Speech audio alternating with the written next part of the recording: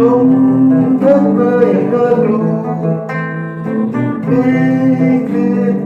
ลงตามมันสำแดงลมพัดแรง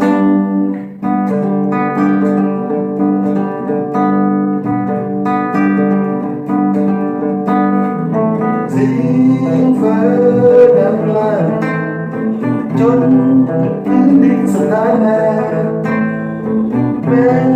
ใจยังสั่นมัน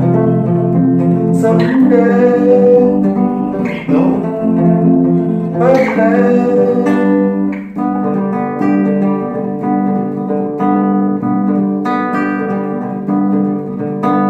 แต่ลมพัดไม่แรงไม่แรงไม่เคยฟื้นไม่เคยคืนแต่ตาชีวิตต้องเห็นโอ้นอนในตา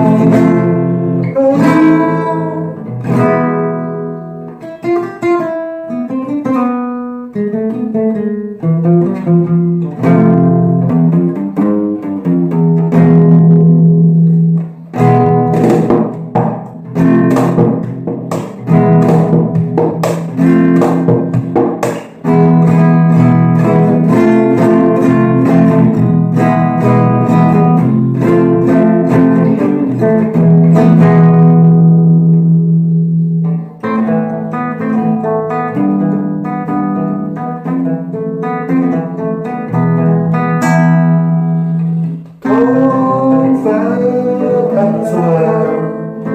ชีวิตต้องต่อสู้ไปฝันยังไกลไกล